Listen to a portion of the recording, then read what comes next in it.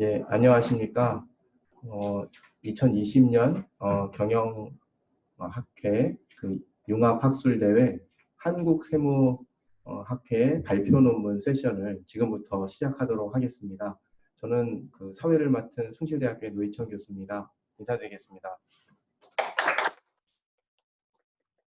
저희가 이제 시작하기에 앞서서 한국세무학회 회장님이신 전규현 교수님 모시고 인사 말씀 듣도록 하겠습니다. 박수로 맞아주십시오.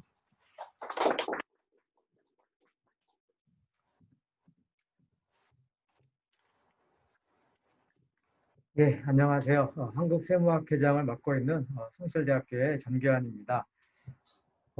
원래 인천 송도에서 컨벤시아에서 뵈야 되는데 코로나19가 갑자기 또 기승을 부리는 바람에 아쉽게도 송도에서 못 뵙고 또 화면상으로 이렇게 뵙게 되었습니다. 또 한편으로는 우리가 4차 산업혁명 시대를 앞당기는 어떻게 보면 뭐 중요한 계기가 되지 않았나라는 뭐 긍정적인 생각도 해보고 있습니다. 오프라인에서 할 때보다도 온라인을 준비하면서 많은 분들이 고생을 많이 더 해주셨습니다.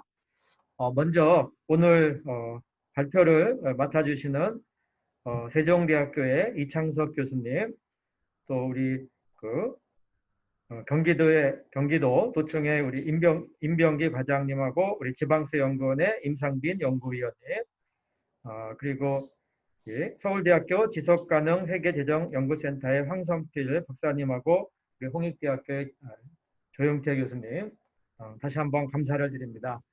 또한 오늘 준비를 위해서 고생을 많이 하신 또 재정이사를 맡고 계시는 우리 숭실대학교의 노희천 교수님하고 또 우리 기술적인 지원을 많이 해주신 숭실대학교의 김원길 교수님, 또 우리 항상 뒤에서 준비를 우리 해주고 계시는 권성미 연구원님 이하 많은 분들께 진심으로 감사를 드립니다.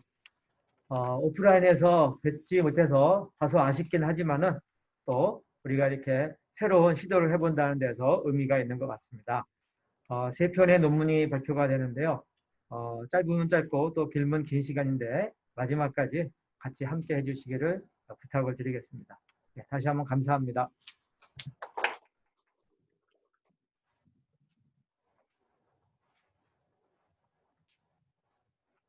예, 회장님 인사 말씀 감사드립니다. 온라인으로 진행을 하다 보니까 조금 원활한 진행을 위해서 간단하게 몇 가지 좀 설명드리고 안내를 드리도록 하겠습니다. 먼저 논문은 총 3편이 발표될 예정입니다. 세종대 이창섭 교수님, 우송대 우소희 교수님, 또 중앙대 김동현 교수님께서 준비해 주신 조세 회피 측면에서 여성 근로자가 기업의 지속 가능성에 미치는 영향, 이 논문은 우리 이창섭 교수님께서 발표해 주실 예정이고요. 또 아주대학교의 박사과정 중에 계신 이병기 과장님, 또 한국지방세연구원 임상빈 연구위원님께서 지방세 관계법상 직접사용 개념과 요건 고찰이라는 논문을 발표하실 예정입니다. 또 세 번째로 우리 황선필 서울대학교 지속가능회계재정연구센터 위원, 또 홍익대 조영태 교수님께서 가치평가 오류와 부채 조달 비용이라는 제목으로 논문 발표를 해주시겠습니다.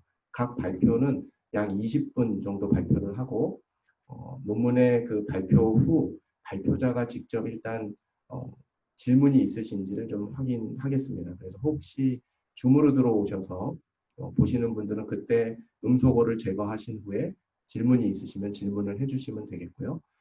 질의응답이 마치면 두 번째, 세 번째 발표를 연달아 이어서 하도록 하겠습니다. 그러면 이제 지금부터 우리 첫 번째 논문 이창섭 교수님께서 발표해 주시겠습니다. 박수로 맞아주십시오.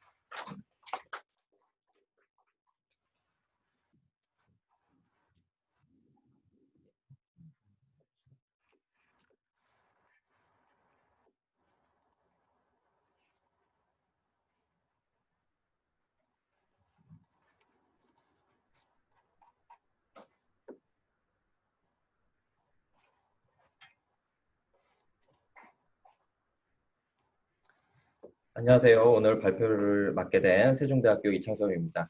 제가 오늘 발표할 논문 제목은요, 조세비 측면에서 여성 근로자가 기업의 지속 가능성에 미치는 영향입니다. 그래서 그 우송대학교 우소희 교수님 그리고 중앙대학교 김동현 박사님이랑 작업을 한 것이고요.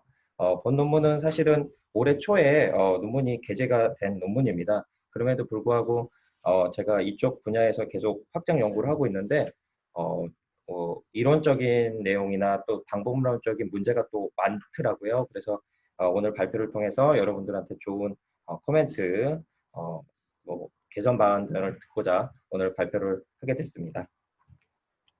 그래서 연구 배경에 대해서 우선 말씀드리도록 할게요. 최근 아시다시피 이제 젠더 다이버시티라고 하는 성 다양성에 대한 중요성이 강조되고 있습니다. 그래서 최근에 나왔던 뭐 하버드 비즈니스 리뷰라든지 포비스, 폴춘 같은 데 보면 젠더 다이버시티가 기업의 성과에 영향을 미친다라는 내용들이 많이 있고요. 또 올해 우리나라 이제 9월 달이죠. 여성가족부에서 젠더 다이버시티에 관련된 포럼을 또 개최한다고 하더라고요.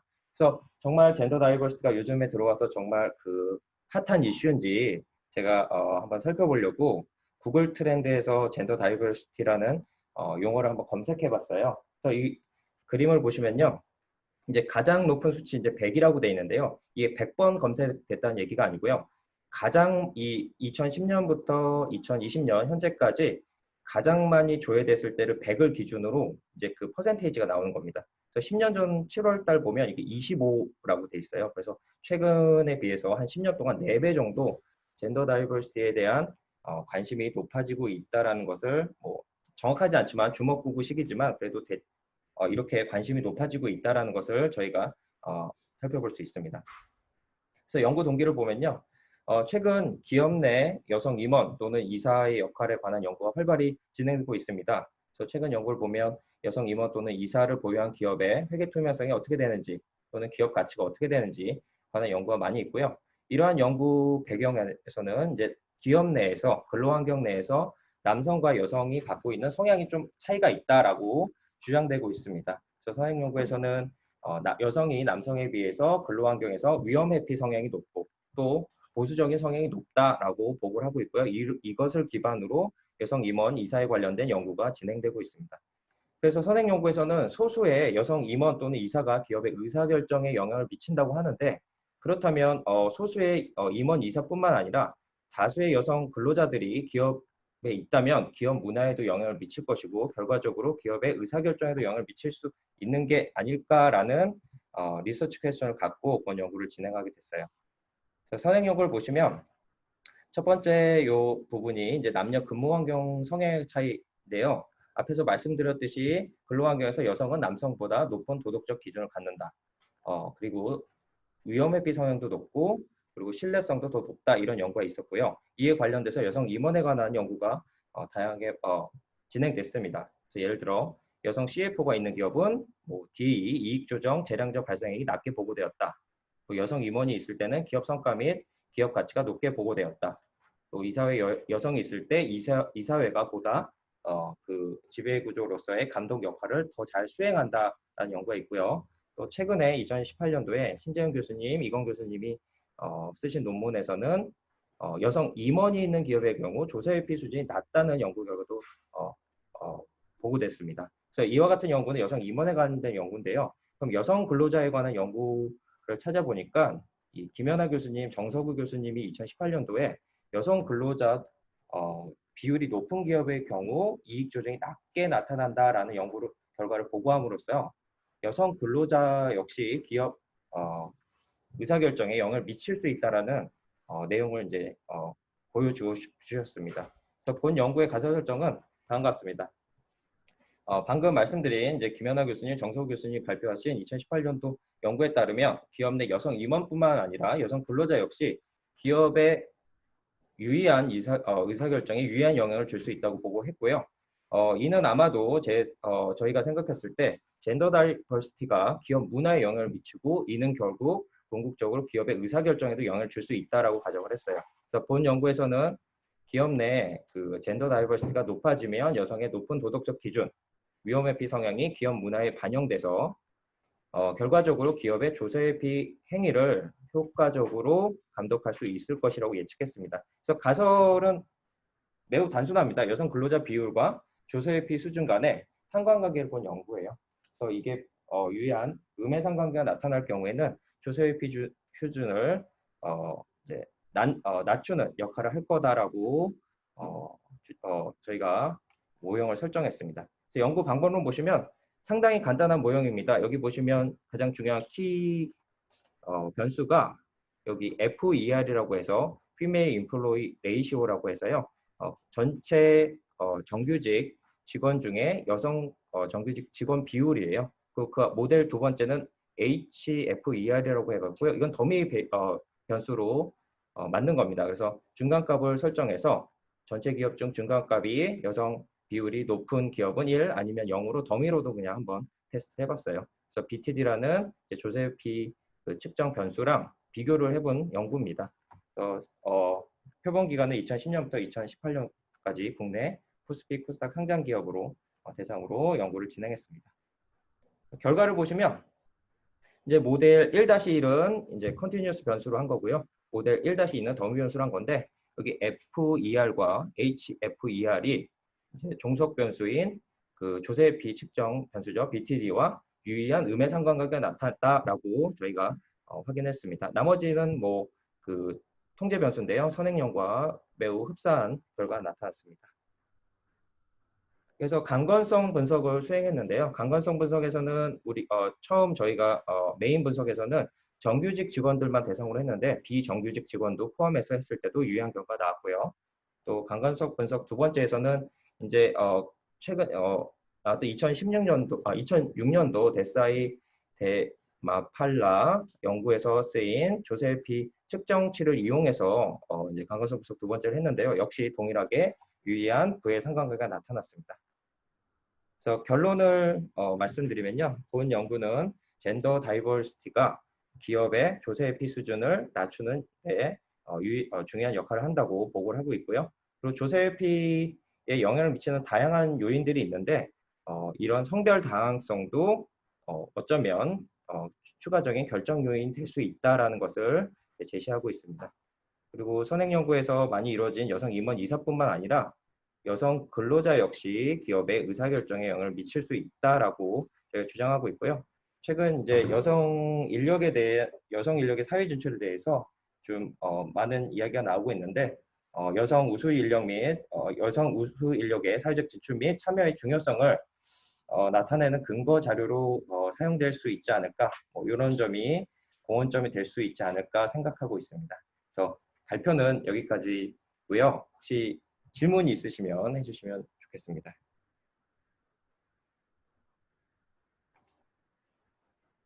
제가 이 논문을 이제 투고했을 때 아무래도 많이 지적받은 사항이 과연 그 여성 근로자 비율이 젠더 다이버시티를 나타낼 수 있는 측정치이냐, 더 나은 측정치가 없느냐, 뭐 이런 이슈들을 많이 받았는데요. 저희도 그거에 대해서 많이 고민을 해봤는데 아직까지는 이제 김연아 교수님, 정소 교수님이 하신 방법 외에는 좀 더 좋은 측정치는 찾지는 못하고 있습니다. 근데 그거에 대해서도 저희가 계속 고민을 많이 해보고 있고요.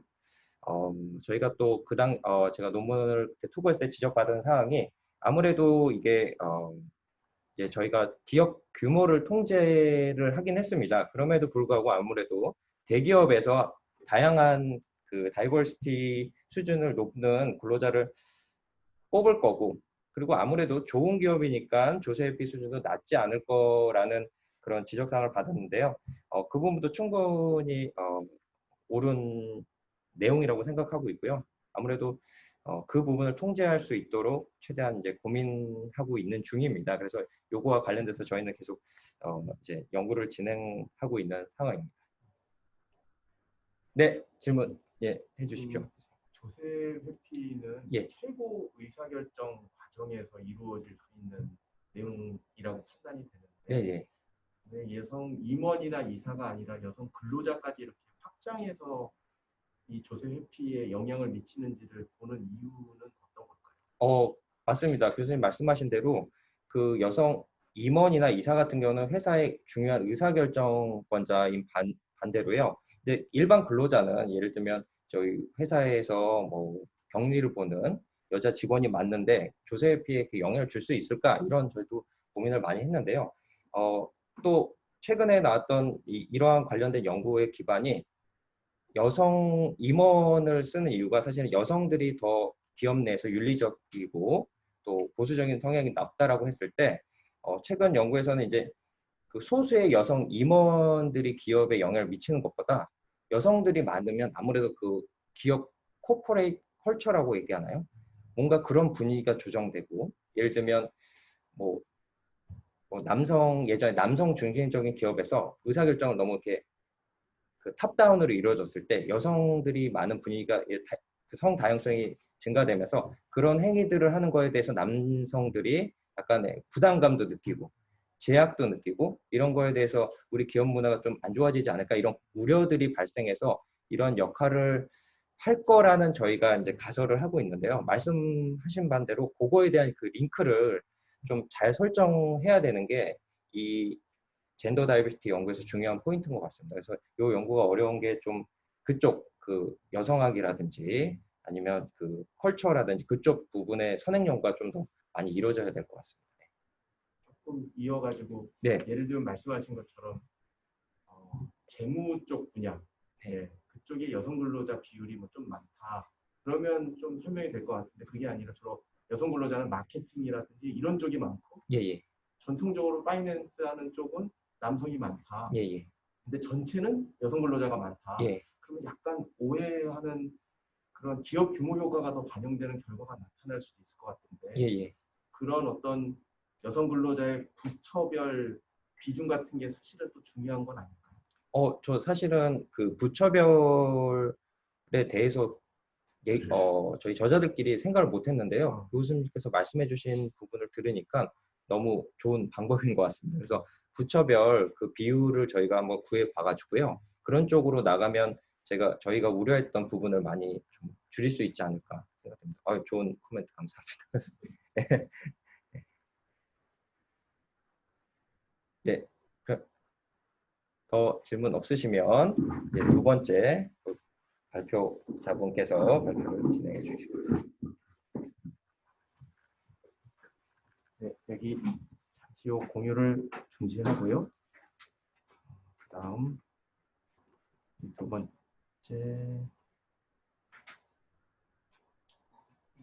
요거죠.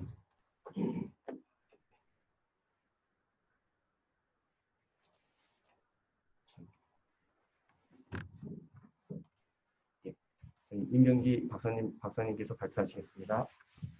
박수로 맞아요. 안녕하십니까. 아주대학교에서 조세법을 전공하고 있는 임병기입니다. 이 논문은 한국지방세연구원에서 연구에 있는 임상빈 박사님과 함께 작성을 하였습니다. 현재는 저는 경기도청 조세정액과에서 근무를 하고 있습니다. 발표하겠습니다. 제가 발표할 제목은 지방세 관계법상 직접 사용 개념과 요건 고찰입니다. 여기서 지방세 관계법이라는 지방세 기본법에서 규정을 하고 있는데요. 지방세 징수법, 지방세법, 지방세 특례제한법, 조세 특례제한법까지 포함해서 지방세 관계법이라고 합니다. 목차는 다음과 같습니다. 지방세 관계법상에서 직접 사용의 개념과 연역을 한번 살펴보고요. 세법상 직접 사용에 대해서 타 법에서 어떻게 사용되고 있는지, 그리고 또 네 번째는 이제 지방세 관계법에서 어떻게 해석을 하고 있는지 살펴보고요. 마지막으로 사용의 개념의 문제점과 개선 방안에 대해서 설명을 드리겠습니다. 현재 그 지방세 특례제한법에서 감면요건으로 직접 사용이라는 용어를 많이 사용하고 있는데요. 2014년에 제정 당시에 116번을 사용했고 현재 83개 조문에서 312번, 312번을 이제 사용을 많이 하고 있습니다. 그래서 이 직접 사용이 우리 지방특례제한법에서 많이 사용되고 있는데 이 직접 사용 용어는 예전에는 그 정의 규정이 없었어요. 없었다가 2014년 말에 정의 규정이 이제 신설되었습니다. 이때 이제 신설될 때 가장 핵심이 소유자가 사용하는 것을 전제로 개념이 정의되었고요. 근데 이렇게 소유자로 사용되는 것을 전제로 했음에도 불구하고 아직까지 이 개념이 현실에 좀 안 맞는 부분이 좀 있습니다. 그래서 저희 이 부분에 대해서 연구를 좀 했습니다. 그래서 지방세 관계법상에서 사용에 대한 기준을 검토하고 그다음에 인적 요건과 물적 요건의 이제 사용 의무를 중심으로 해서 우리 감면 요건과 추징 요건을 해서 이제 검토를 했는데요. 두 번째 이제 그 직접 사용 개념 연역을 잠깐 설명을 드리겠습니다. 현행 그 지방특례제한법 제2조 1항 8호에서 직접 사용이란 부동산 등의 소유자가 해당 부동산 등을 사업 또는 업무의 목적이나 용도에 맞게 사용하는 것을 말한다. 이렇게 규정을 하고 있습니다. 여기서 나눠보면 소유관계를 중심으로 해서 인적 감면이라는 말을 쓰고요. 또 사용관계를 기준으로 해서 물적 감면이란 용어를 지금 이쪽에 사용을 하고 있습니다. 그래서 인적 감면이라는 것은 해당 부동산의 소유자가 직접 자신의 목적 사업에 사용하는 경우를 이제 한정해서 보는 견해가 있고요. 그다음에 사용 관계를 기준으로 보면은 물적 감면은 소유 관계보다는 사용 용도 측면에서 직접 사용 여부를 판단하는 것이 이제 합리적이다 이렇게 보는 견해가 있습니다. 그래서 직접 사용 연역을 쭉 한번 살펴봤는데요. 49년에 지방세 제정 당시에 용도 구분 비과세 부분에 이렇게 들어가 있는데 그 49년도에 보면 토지 가옥 또는 물건의 타의 사용 수익 시킬 경우에 그 사용 수익하는 자에 부과하는 것을 예외를 한다 이렇게 가지고 사용 수익에 대한 내용이 있고요. 62년도에 보면 1962년도에는 지방세법 제 107조에 이제 용도 구분 비과세에서 항목이 들었습니다. 여기에 보면 오로지 그 사업에 이용에 공하는 취득이라 해서 이제 그 내용이 들어가 있고요. 73년도에는 이제 직접 사업 용어가 최초로 사용되겠습니다. 그래서 그 사업에 직접 사용하기 위한 취득이다. 이렇게 해서 직접 사용 용어가 최초로 이제 등장을 하게 됩니다. 92년도에는 이제 수익 사업에 사용하는 경우와 이렇게 해서 그 내용이 들어가 있고요. 밑에 보면 정당한 사유 없이 이제 직접 사용하지 아니한 경우 이렇게 추가된 경우가 결국 되었고요. 2011년도에는 지방세법이 이제 분법이 되죠. 그래서 지방세 특례제한법이 제정되면서 비과세 감면 조문이 전부 다 지방세 특례제한법으로 이제 이관을 하게 되고요. 특히 이제 2015년부터는 특례제한법에 직접 사용 정의 규정이 최초로 이제 신설이 되겠습니다. 그 2017년도에는 이제 명확한 개념을 해서 부동산뿐만 아니고 차량, 건설기계, 선박, 항공기가 이제 포함되었습니다. 그 세법상 차용 개념을 좀 볼까요? 그러면 민법을 우선 보면은 민법상 소유 개념은 세 가지 측면에서 이렇게 나누어 볼 수가 있습니다. 그 소유적 측면과 점유적 측면, 그다음에 공유 관계 측면을 이제 사용 개념을 구분할 수가 있는데요. 민법 제211조의 이제 소유권의 내용을 보면은 소유자는 법률의 범위 내에서 그 소유물을 사용수익 처분할 권리가 있다. 이렇게 해서 그 해석은 이제 이런 이제 지배권으로서 물건에 대한 독점적, 배타적 지배를 내용으로 하는 권리다. 이렇게 이제 설명이 되고요. 대법원의 그 판결을 쭉 정리하다 보면은 용어들이 좀 이렇게 혼재돼서 사용되는데 소유자 권리에 대해서 사용수익권, 그다음에 배타적 사용수익권, 독점적 배타적 사용수익권 등의 표현을 사용하고 있는 것을 확인할 수 있었습니다. 두 번째 점유적 측면에서는 이제 192조에 이제 점유권 취득과 소멸해서 그 내용이 나오고요. 그 다음에 공유관계 측면에서는 262조에서 물건의 공유에 대해서 내용이 나옵니다. 두 번째로 이제 소득세법상의 사용의 개념을 살펴보면 이제 33조의 필요경비 불산입할 때 각 그 제1항 제13호에 보면은 각 과세기관이 지출한 경비 중 대통령령으로 정하는 바에 따라서 직접 그 업무와 관련이 없다고 인정될 금액에서 필요경비 불산입을 하는데 대통령이 정하는 그 시행령을 보면 그 사업자가 그 사업에 직접 사용하지 아니하고 이래서 직접 사용 용어가 사용되고 있습니다. 또한 제33조 2조에 보면 업무용 승용차 관련 비용 등의 필요 경비 불산입 특례 규정에서 직접 사용하는 승용차에 대해서 사용되어 있고요. 그 다음에 시행령에서 그 사업성 수익을 얻기 위하여 직접 사용하는 승용 자동차라고 해서 직접 사용 용어를 사용을 하고 있습니다. 그 다음에 104조의 3에서 보면 비사업용 토지의 범위에서 규정할 때 시행령에 보면 농지의 범위 등을 규정할 때도 그 사업에 직접 사용한 농지, 그 다음에 임야의 범위 등에 대해서도 그 사업에 직접 사용한 농지에 대해서 직접 사용 용어를 사용하고 있습니다.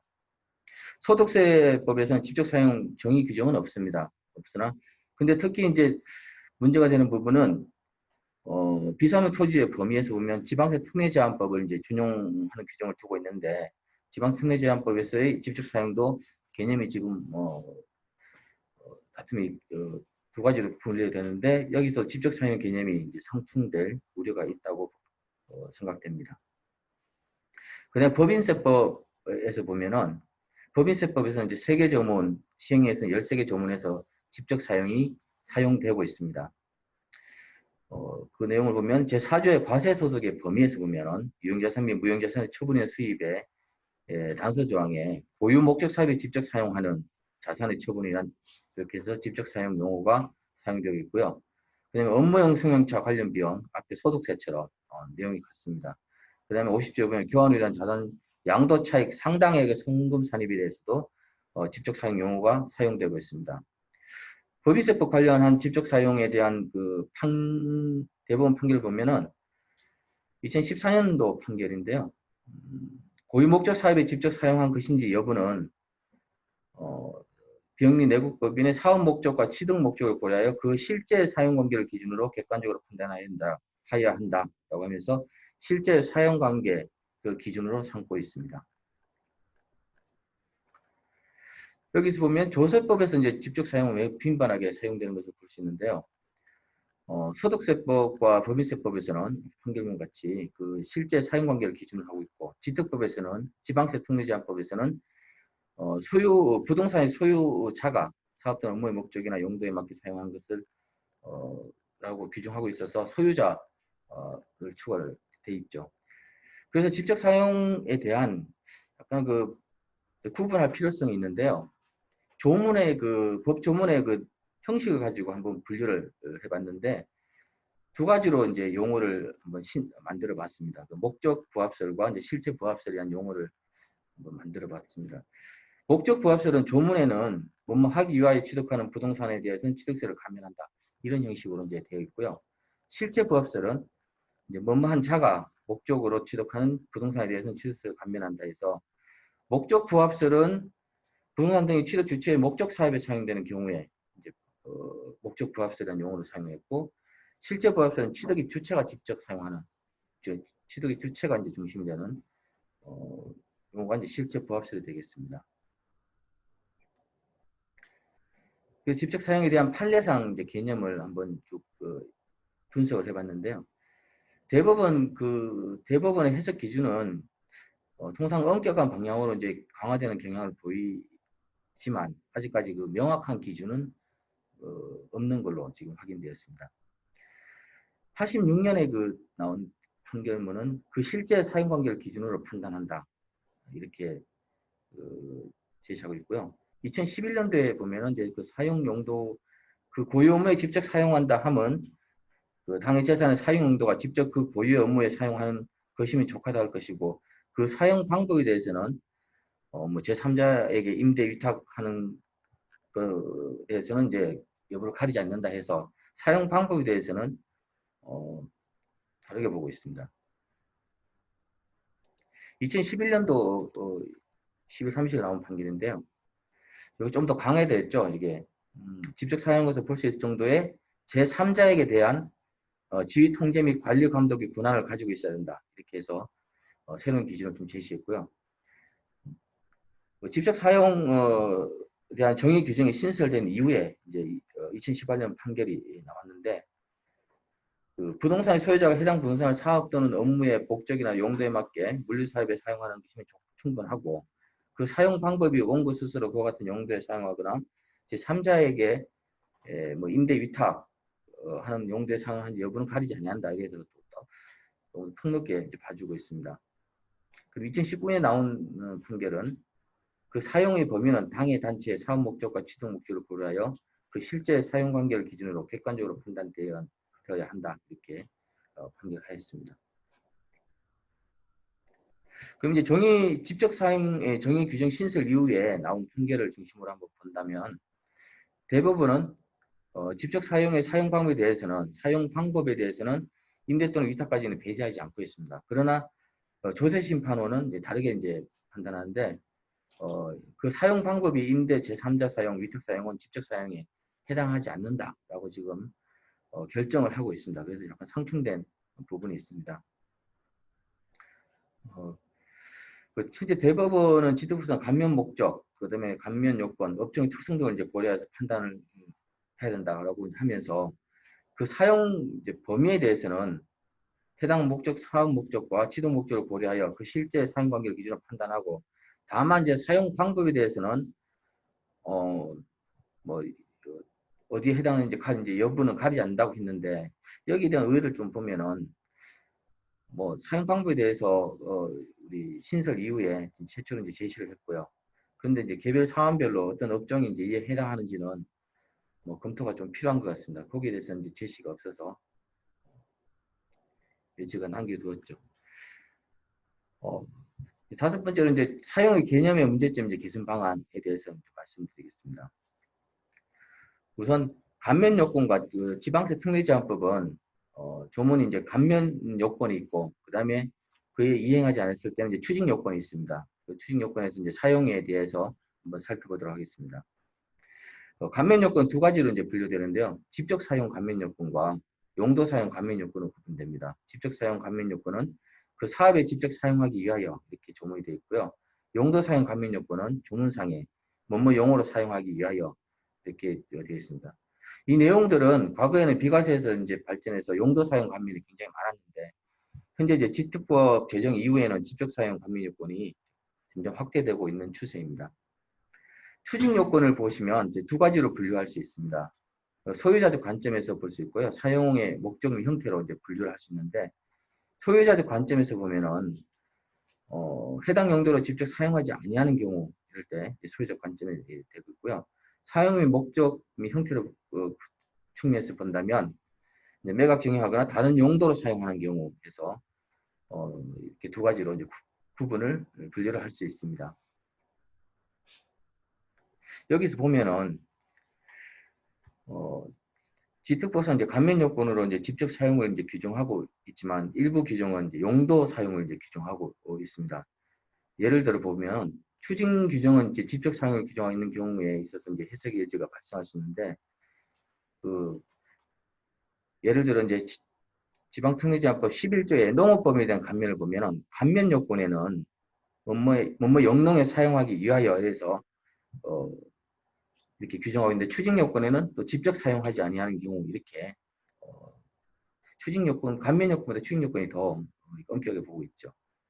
44조의 평생 교육시설에 대한 감면도 보면은 감면 요건에 평생 교육시설에 사용하기 위하여 이렇게 규정하고 있는데, 추징 요건 이제 해당 용도를 직접 사용하지 아니하는 경우라서 직접 사용을 또 언급하고 있습니다. 그래서 감면 요건상 용도 감면을 이제 적용하고 추징 규정에서는 직접 사용이 적용되는 경우 좀 혼선이 있을 수 있습니다. 그래서 본문에 좀 명확화가 필요하지 않나라고 생각이 됩니다. 한편으로 또 직접 사용과 구분되는 이제 다른 용도 사용에 대한 이제 개념에 문제가 있는데요. 지방특례제한법 제 178조에 보면 감면된 취득세의 취징 규정이 이제 일반 규정이 들어가 있습니다. 그 제1항에서는 몸매에 감면된 취득세를 추징한다 이렇게 규정하고 있고요. 제2호에 보면은 해당 용도로 직접 사용한 기간이 2년 미만의 상태에서 매각 정리하거나 다른 용도로 사용하는 경우 이렇게 규정을 하고 있습니다. 이 내용은 다른 용도로 사용하는 경우에 대해서 이제 약간 해석에 논란이 있는데요. 감면 유예 기간 동안 임시적 사용이 다른 용도로 사용하는지 여부에 대해서 고유 목적 범위를 벗어나는지에 대한 문제로 사용의 정도에 따라서 이제 사례마다 다르게 이제 적용이 되고 있습니다. 예를 들어 이제 조심에서 보면 내용들은 이제 과세관청에서 이미 부과한 사항들 갖다가 이제 조심이나 행안부에서 판단을 해준 사항인데요. 조심에서는 부동산 용도가 창업의 목적으로 사용하기 불가능할 정도의 수준이 아닌 이상 추징 사유가 발생한 것으로 볼 수 없다. 이렇게 이제 판단하고 있고요. 행안부 일부 해석을 또 보면은 감면 유예 기간 내에서 이제 용도 변경 시 처음엔 노인복지시설로 감면을 받았다가 감면 유예 기간 내에 또 요양병원으로 또 용도 변경을 합니다.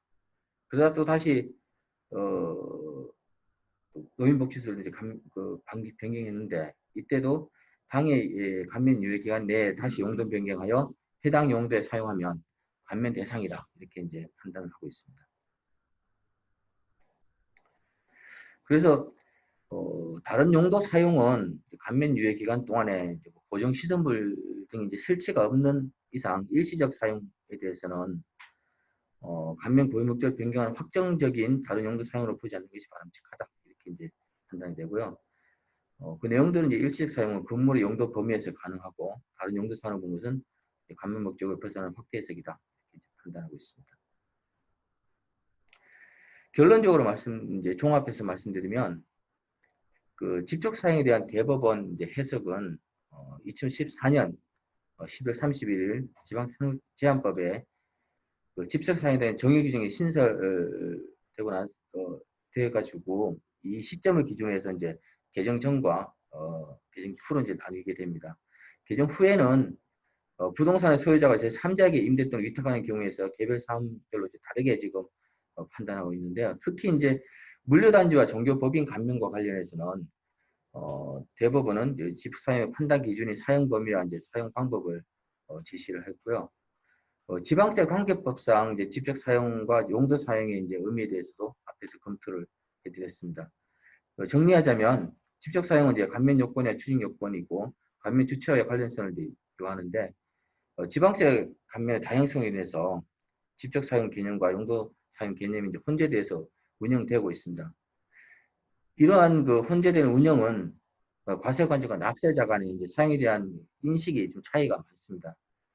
그래서 개별 감면 요건과 추징 요건에 맞는 정확한 사용에 대한 개념 규정이 또 필요하지 않나 이렇게 판단됩니다. 이상입니다. 혹시 질문 있습니까? 제가 좀 설명을 좀 드리겠습니다. 사실은 법적인 내용을 다뤘는데요. 여기는 승격이 인식이라는 앞에 나와서 지방세 연구원의 임상빈 박사님께서 보충 설명을 해드리겠습니다. 공저이기 때문에 좀 보충 설명을 드리겠습니다. 이게 사실은 경영학술대에 냈다 보니까 이게 법적인 내용들을 쭉 다루고 있습니다. 근데 여기에 숨겨진 내용들이 있습니다. 뭐냐면 인식이라는 겁니다. 사실은요. 그 우리가 어떤 사실을 갖다 인식할 때 사용이라는 그 사실을 갖다가 인식할 때요. 이게 이제 납세자마다 그다음 또는 과세관청에 있는 담당자마다 인식이 다릅니다. 그래서 학교에서 편의점이 있을 때 이거는 학교에 편의에 제공되는 거야 이렇게 볼 수도 있지만 이거는 다른 목적으로 사용할 수 있다라고 볼 수가 있는 거죠. 그러다 보니까 저희가 이제 선행연구에서 이런 걸 했었습니다. 설문조사를 하고요. 사진을 줬었습니다. 그리고 이게 어떻게 주택으로 사용되는지 학교용으로 사용되는지를 설문조사를 했는데 이 세무공무원을 대상으로 설문조사해 봤더니 이 사용에 대한 인식이요. 그 평균적이지 않았습니다. 그러니까 경험, 경력에 따라서 어떤 동일한 사실을 놓고서 사용의 인식이 측정이 달랐습니다. 그러다 보니까 법에서는 이렇게 모호하게 직접 사용, 타용도로 사용이라는 규정을 두고 있는데 이거는 이렇게 되면 다툼의 원인이 되는 거죠. 분쟁의 사례들을 다 보면요. 어떤 사실을 놓고는 우리는 이렇게 학교에서 이렇게 학교 목적으로 썼어 주장을 하지만 반대쪽은 다른 의견을 내고 있는 거예요. 그래서 우리가 앞으로 법제도를 만들 때 어떻게 인식을 갖다가 납세자들이나 아니면 과세관청에서 인식하는 기준들이 다르기 때문에요. 요것들을 갖다 구체적으로 좀 만들어가지고 인식할 수 있도록 제도를 만들지 않으면 납세자 간의 분란은 계속 확대될 수밖에 없다라는 생각을 가져봤습니다. 그래서 요 연구의 의미는 인식이라는 것을 갖다가 제도화할 것인가라는 문제라고 생각합니다.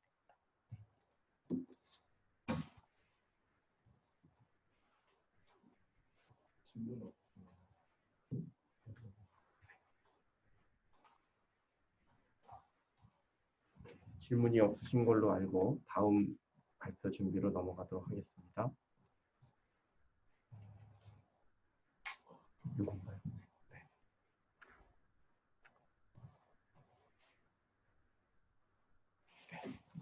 네. 박수로 맞아주시죠.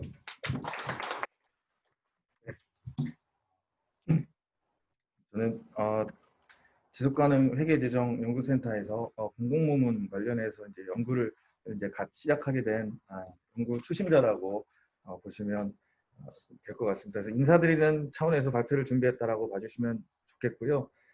본 논문은 제가 이제 2월에 이제 학위를 받으면서 가치평가 오류에 관한 연구로 뭐 지배구조라든지 자본 비용과 관련돼서 좀 연결시켜서 종합적으로 분석을 한번 해왔습니다. 그 부분 중에 타인 자본 비용을 신용 대출기관과 평가기관이 이 회계 정보를 인식하는 가치평가 오류를 파악하는 간파하는 수준에서 좀 차이가 난다라는 것이 간단한 분석이지만 좀 나와서 이 내용을 좀 한번 공유했으면 좋겠다라고 해서 발표를 준비하게 됐습니다.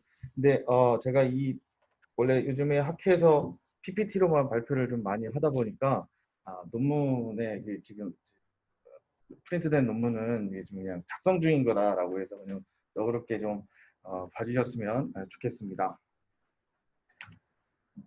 본 논문의 이제 배경을 좀 설명을 드리겠습니다. 이제 가치 평가 오류는 우리 이제 시장 가치와 내재 가치의 차이가 나는 상태를 의미한다라고 합니다. 근데 내재 가치가 사실 측정에 이제 추정에 불과한데 오류라는 말을 쓸 수 있느냐라는 표현을 좀 많이 들었는데 다양한 선행 연구에서 에러라는 표현을 쓰고 있고 국내 연구들에서도 가치평가 오류라는 표현을 쓰고 있기 때문에 가치평가 오류라는 용어를 쓰고 들어간다는 말씀을 먼저 좀 드리고요. 이러한 가치평가 오류는 기업 내부자와 외부 투자자 간의 정보 비대칭, 경영자의 어떤 도덕적 해이에 의해서 기인하고요. 투자자들 사이에서의 그 의견 차이에서 발생을 한다고 합니다. 그런데 이제 만약에 시장에서 과대평가가 일어난다면 과대평가가 되었다는 사실이 이제 시장에 이제 공표가 되면서 주가 급락이라든지 투자자한테 손실을 유발할 수 있고, 그다음에 경영자라고 한다면 과대평가로 인한 소송 위험에 노출될 수 있습니다. 그리고 과소평가가 되어 있는 경우에는 어떤 내부에 있는 내부자 또는 어떤 특정 투자자, 특수관계자 등이 주식을 매수해서 초과 수익을 얻을 수 있는 이런 단점들이 있기 때문에 재무관리라든지 회계학 분야에서 가치평가 오류에 관한 연구들이 지속적으로 진행이 되고 있는데 제가 이 연구를 이제 시작하게 되면서 가장 중요하게 생각했던 건 가치평가 오류를 연구하는 방향이 기업 가치를 평가하는 관점에서 어떻게 하면 가치평가 오류를 줄일 수 있는가라는 관점도 있지만 이런 어떤 가치평가 오류가 자체로 하나의 대리인 비용으로 작용할 수 있다는 말에 착안해서 이런 연구들을 가치평가 오류와 관련된 연구들을 진행을 하게 되었습니다. 그리고 과거에는 이 가치평가 오류를 주로 MTB 비율을 이용해서 마케트북 비율을 이용해서 진행을 했는데 2005년 로데스크로프 에러의 가치평가 오류를 그러니까 MTB 비율이 가치평가 오류와 성장성을 동시에 포함하고 있기 때문에 그런 한계가 있다라는 것이 지적되었고 그 연구자들은 MTB를 기업 특성 오류와 시계열 오류, 그다음에 투자 기회 오류를 분해해서 연구를 하였습니다. 그래서 이런 측정치는 지금 현재 국내에서도 많은 연구 교수님들께서 진행을 하고 있어서 이 로데스크로프 에러의 기업 특성 오류를 가지고 본 연구를 진행했다라고 보시면 될 것 같습니다. 그래서 전체적인 느낌은 기업 가치 평가 오류가 증가하면 이익 조정을 증가시킨다는 연구, 그 다음에 투자자들은 회계 정보를 기능적 고착화한다. 또는 경영자는 자본 조달 비용을 감소시키고자 회계 정보의 투명성을 저해할 수 있다는 어떤 다양한 선행 연구들을 배경으로 해서요. 제가 바라본 관점은 그럼 과연 경영자가 재무보고의 어떤 기회주의적인 행동을 했을 때 또 채권자들은 그 행동들을 반영해서 알아낼 수 있느냐, 확인할 수 있느냐라는 관점과 또 하나의 관점은 어떤 경영자들이 기회주의적인 행동 또는 어떤 가치 평가 오류에 영향을 미치는 어떤 요인에 대한 행동을 하면 채권 투자자들의 그런 행동을 간파하지 못한다라고 하는 어떤 시장에서 그 연구 관점에서 두 가지 관점이 존재해서 저는 그러면 그런 어떤 기업 가치 평가 오류가 자본의 조달 시장에서 그런 어떤 오류들을 간파해서 또는 오류를 일으키는 기회주의적인 행동을 간파해서 추가적인 보상을 요구를 하는지에 대한 부분을 검증한 논문이라고 보시면 될 것 같습니다. 그래서 선행 연구를 보시게 되면 앞에서 설명했던 것처럼 가치평가 오류는 기업의 주가와 본질 가치의 차이가 나는 상태를 의미하고요. 몇 가지 연구를 좀 보시게 되면 정보를 해석함에 있어서 투자자들 간의 역량이 상이함에 의해서 의견 차이가 발생하고 그런 잘못된 해석이 오류를 발생시킨다. 또는 정보 해석의 차이로 과대평가할 수 있다라는 기능적 복잡화 가설에 의한 연구들이 진행되고 있었습니다. 그래서 다양한 선행 연구에서도 과대평가된 기업은 그 고평가된 주가를 어떤 유지하기 위해서 이익 조정을 할 수 있도록 시장에서 어떤 유도를 하고 있다. 이로 인해서 기업의 가치가 훼손될 수 있다라고 주장된 논문이 있었고, 카이엔 굽타는 앞서 그 기업 특성 오류를 바탕으로 해서 과대평가가 큰 기업일수록 상향 이익 조정을 수행한다. 이런 연구들이 존재를 했었습니다. 그리고 국내에서도 발생액의 질이 낮을수록 가치평가 오류가 크게 나타난다. 또는 특수관계자 거래가 증가하면 정보 비대칭이 증가해서 가치평가 오류가 이제 크게 나타난다는 그런 연구 결과들이 있었습니다. 또한 그 부채 조달 비용과 관련해서는 신용 등급이 높은 기업의 경우 부채 발행 비용이 감소하고, 그다음에 회계 정보의 공시가 상세하게 이루어진 경우에 채무 불이행 위험의 감소로 위험에 대한 보상 요구가 경감된다라는 연구가 있었고, 맨시에라의 연구에서도 정보가 부족하게 된다면 부도 위험 추정 확률이 높아진다. 또한 정보가 충분하다면 기업의 미래 현금 흐름을 쉽게 예측하고 부도 위험에 불필요하게 높은 확률을 부여하지 않을 것이라고 이런 연구들이 진행되고 있었습니다. 그래서 부채 조달 비용 관점에서는, 그러니까 회계 정보는 채권자와 기업 간 정보 비대칭을 경감해주는 어떤 그 유용성을 발휘한다라고 하는 연구들이 쭉 진행이 되어 있었는데, 이런 연구들은 이런 연구들의 결과가 나타나는 이유는 채권자는 경영자의 기회주의적인 의사결정을 탐지하고 추가적인 보상을 요구하려면 그 경영자의 기회주의적인 행동을 채권자들이 탐지할 능력이 충분하다는 것이 이제 가정되었을 때 나타나는 현상이고, 최근에 또 몇 가지 연구들은 투자자는 회계 정보를 식별하지 못한다고 주장을 했습니다. 그래서 그 이유에 대해서 부채 투자자들은 재량적 발생액 등의 정보 해석 능력을 보유하지 않고 회계 정보를 기능적 고착화해서 미래 예측의 회계 정보의 특성을 반영하지 못한다. 그리고 박정일과 윤설아의 연구에서도 경영자가 부채 조달 비용을 감소시키고자 회계 정보의 투명성을 떨어뜨릴 수도 있다라고 하는 연구 결과가 나왔습니다. 그래서 부채 조달 비용 관점에서, 즉 채권자가 경영자의 기회주의적인 행동, 어떤 그런 행동들을 간파할 수 있는지에 대해서는 두 가지 상반된 견해가 존재해서 그런 어떤 연구들에 착안해서 저는 가치평가 오류가 커질수록 또는 가치평가 오류가 부채 조달 비용에 어떤 영향을 미치는지 두 가지 경쟁적 가설을 설정을 해서 분석을 해보았습니다. 그래서 전체적인 연구의 흐름은 가치평가 오류가 자본 조달 비용에 어떻게 영향을 미치는지, 그 블랙박스가 무엇인지를 한번 세부적으로 좀 찾아보려고 이제 이 연구를 이제 시작을 했다라고 보시면 될 것 같고요. 기업 특성 오류는 로데스 크로페럴의 기업 특성 오류 변수를 사용을 했고, 자본 조달 비용의 변수는 부채 차입 이자율 스프레드와 기업 신용 등급을 활용을 했습니다. 그리고 2014년 조장현의 연구에서 재량적 발생액이 가치평가 오류에 양에 영향을 미친다는 연구 결과가 있었기 때문에 통제 단계에서 성과 조정 재량적 발생액과 다양한 기업 특성 요인을 반영해서 분석을 진행을 하였습니다. 분석 모델은 과거의 선행 연구의 결과들을 바탕으로 해서 가치평가 오류가 가치평가 오류 정도가 자본 비용에 영향을 미치는 부채 조달 비용에 영향을 미치는 관계를 분석했다라고 보시면 될 것 같고요. 성과 조정 재량적 발생액 코사리 에러의 ROA 성과 조정 재량적 발생액을 통제 변수에 포함해서 분석을 하였습니다. 그다음에 가치 평가 오류의 측정은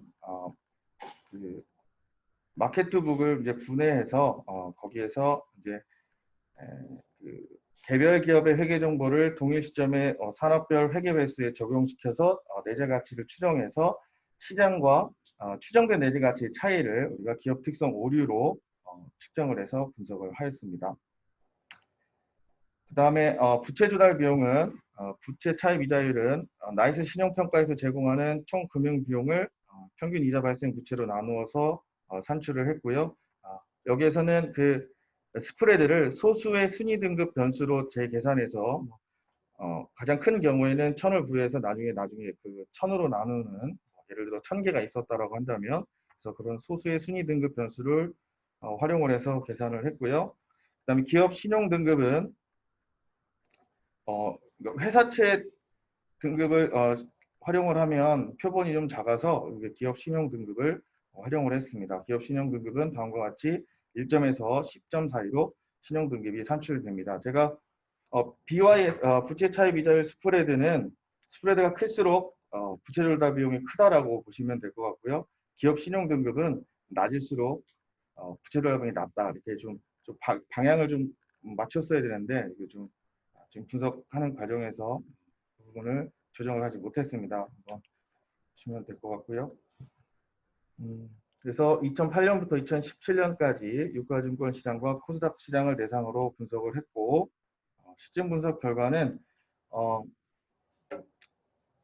다음과 같습니다. 간단한 거라서 말씀드리겠습니다. 그래서 전체 표본을 대상으로 분석을 했을 때 가치평가 오류가 클수록 부채 차입 이자율은 스프레드는 증가하는 것으로 이렇게 나타났습니다. 즉 가치평가 오류가 크면 부채 조달 비용이 증가한다라는 결과가 나왔고요. 이를 이제 과대평가와 과소평가로 구분해 보면 이제 선행 연구에서 보면 과소평가는 시간이 경과되고 경영자의 어떤 행위로 인해서 금방금방 해소가 된다. 그렇지만 과대평가에는 가지고 있는 문제점이 많다라고 하는 램버트 2009년의 연구를 착안해서 우리가 과대평가 표본과 과소평가 표본으로 구분을 해봤는데 과대평가 표본에서는 가치평가 오류가 증가하면 부채 차입 스프레드가 늘어나고 오히려 반대로 기업 신용 등급은 감소하는 것으로 증가하는 것으로 그러니까 부채 신용 등급이 좋아진다라는 의미입니다. 오히려 즉 가치평가 오류가 크면 신용 등급이 증가한다라고 하는 좀 상반된 결과가 나왔습니다. 그다음에 상장 시장에 따라서도 이런 어떤 가치평가 오류가 부채 조달 비용에 영향을 미치는지 분석을 해본 결과 유가증권 시장에서는 과대평가 표본에서 전체의 표본과 일치하는 결과, 즉 차입 스프레드는 증가하고 그다음에 신용 등급이 좋아진다라는 또 이렇게 반대되는 개념이 결과가 나타났습니다. 그다음에 코스닥 시장에서는 과소평가 표본에서만 유의한 결과가 나타났는데 저는 이제 과대평가에 주로 초점을 두고 이제 해석을 했기 때문에 과대평가에서는 코스닥 시장에서는 과대평가 표본에서는 어떤 유의한 결과를 얻지 못했다라고 이제 보시면 될 것 같습니다. 그래서 정리를 하자면 한 페이지로 요약이 될 것 같습니다. 이런 가치평가 오류는 부채 차입 이자율 스프레드를 증가시킨다. 그리고 과대평가 표본에서는 기업 신용 등급을 감소시켰고요. 이거를 유가증권 시장과 코스닥 시장을 구분해서 결과를 넣어놨는데 2006 램버트의 연구에서 보면 과소평가는 주가 급락 등의 위험이 있고 정보 수준을 줄이거나 자기 주식 취득 등 경영자의 대응 등으로 쉽게 해소될 여지가 있다. 그래서 과대평가된 기업에 좀 주목을 했고요. 그 부분에 초점을 맞춰서 이 본 논문의 결과를 해석을 해보면 부채 차익 이자율 스프레드로 측정한 부채 조달 비용은 가치평가 오류와 유의한 양의 관련성이 있는 것을 확인을 했습니다. 즉 신용 대출 시장에서는 가치평가 오류를 일으키는 대리인 비용을 간파해서 이를 위험에 반영해서 이자율에 반영해서 위험에 대한 보상을 요구한다라는 결과를 얻었고요. 기업 신용 등급의 경우에는 유의한 음해 관계가 나타나서 음해 관계가 나타났다는 얘기는 오히려 가치평가 오류가 크면 신용 등급이 좋아진다는 의미인데 채권 시장에서는 경영자 관점에서 이익 조정을 통해서 보고 이익을 상향 조정하는 등의 대리인 비용이 부채 조달 비용을 감소시킨다는 연구와 어떤 일치하는 결과가 나왔습니다. 즉, 이 연구에서의 좀 특징은 재밌는 부분은 대출 시장의 부채 차익 이자율 스프레드와 신용평가 기관에서 느끼는 그 신용 등급에 서로 차별적으로 반응한다는 것이 서로 차별적으로 반영한다는 결과가 나타났고요. 사실 이 내용이 왜 그럴까라고 좀 고민을 해봤었는데 우리 그 회장님 연구에서 제가 한번 찾아보니까 회계정보 품질도 신용대출기관과 신용평가기관에서 좀 차별적으로 반응한다라는 결과가 있었습니다. 그래서 이 연구도 한번 그 증거에 하나 좀 더해지는 증거가 되지 않을까 해서 한번 오늘 발표를 하게 되었습니다. 그래서 최종적으로 결론을 말씀드리면 신용대출기관과 신용평가기관에서 그 회계정보를 감지하는 것이 좀 차별적으로 반영을 한다라는 결론을 좀 내렸고요. 그래서 왜 그럴까라고 해서 이제 고민을 많이 하고 있는데 뭐 사실은 신용대출기관은 직접적으로 위험과 관련이 되어 있기 때문에 리스크에 대한 평판보다는 직접적인 자금의 어떤 손실과 관련되어 있기 때문에 조금 더 노력을 기울이지 않느냐가 하는 것으로 이제 지금 그렇게 해서 지금 정리를 하고 있습니다. 좋은 그 분석이라든지 아니면 결과에 조금 더해 주실 내용이 있으시면 도와주시면 좋은 논문으로 한번 만들어 보도록 하겠습니다. 발표를 여기까지 하겠습니다. 감사합니다.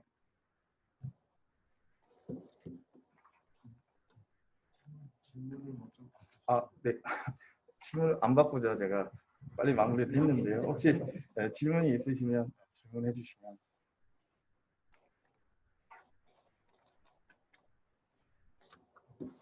잘 몰라서요. 혹시 신용평가 기관은 신용평가 기관끼리 경쟁이 좀 있다 보면 좀 이렇게 신용평가를 후하게 해준다 뭐 이런 논문이 있지 않았었나요? 그러니까 예를 들면은 신용대출기관은 본인이 돈을 빌려주고 나중에 원금 상환해야 되는 부분 때문에 분명히 이런 여러 가지 과대평가에 훨씬 더 좀 적극적으로 이렇게 과대평가를 잘 이렇게 파악을 하려고 노력을 할 수 있는데 경우에 따라서는 이제 신용평가기관은 파악할 수는 있지만 의도적으로 파악을 좀 적게 하고 평가를 조금 후하게 해주면서 그래야지 이제 평가를 후하게 해주는 신용평가기관이 매출이 더 나온다면 만약에 그러면 약간 그런 어떤 시장 구조 때문에 이런 결과가 나왔다고도 해석할 수 있는 것 같은데 제가 그런 기존의 소형 연구가 있었는지 딱은 모르겠는데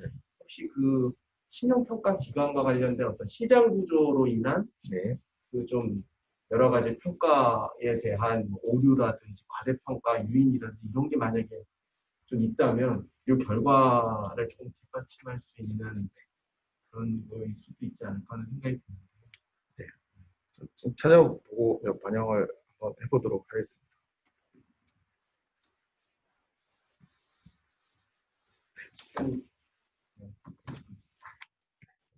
수고하셨습니다.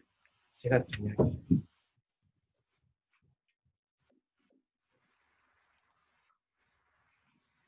네, 지금까지 이제 3편의 논문 발표를 들으셨고요. 이제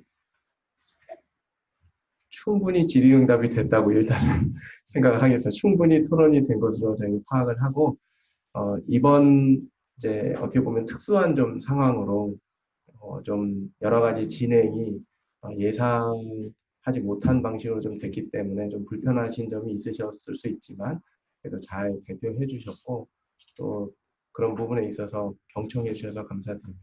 이것으로 이제 경영융합학술대회 한국세무학회 논문 발표 세션을 마치도록 하겠습니다. 수고하셨습니다.